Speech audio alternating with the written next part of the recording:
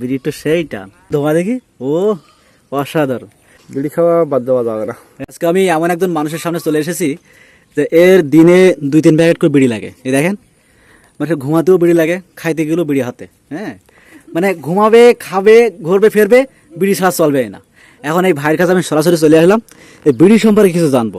আসলে বিড়ি জিনিসটা কিন্তু আপনিও জানি, আমিও জানি, বাংলাদেশে 95% মানুষ কিন্তু বিড়ি খায়। তো যাই হোক বন্ধুরা, আপনারা ভিডিওটা দেখছেন তো শেষ পর্যন্ত দেখবেন। ভাই কেমন আছেন? ভালো আছি ভাই। ভাই এই বিড়ি এই কি আপনি কি সবসময় কি বিড়ি খান নাকি?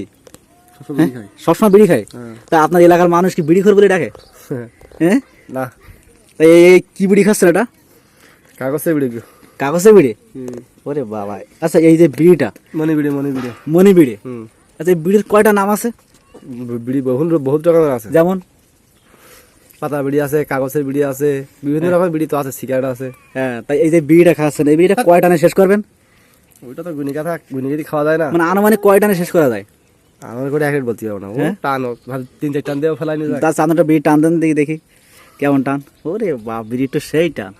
বাহ, এ তো একেবারে বাহ। ধোঁয়া দেখি ও অসাধারণ। দেখ আপনার বিড়ি খাওয়ার প্রতিভা কিন্তু অসাধারণ। তোকে বিড়ির উপকারিতা কি? এর উপকারী? হ্যাঁ, মানে আপনি তো খান, আপনি তো ভালো জন্যই খান। ভালো জন্য মানে এটাই উপকারী, ক্যান্সারের লক্ষণ যেটা বলি থাকে, ক্যান্সারের লক্ষণ। ক্যান্সারের লক্ষণ হওয়ার পরও আপনি এই বিড়ি খান, এটা কি ঠিক?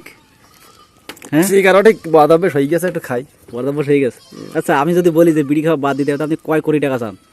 বিড়ি খাওয়া বাদ দেওয়া যাবে না। হ্যাঁ, বাদ দেওয়া যাবে না। বিড়ি খাওয়া বাদ দেওয়া যাবে না, বিড়ি খাওয়া লাগবে। বিড়ি ক্ষতি, তারপর বিড়ি খাওয়া লাগবে।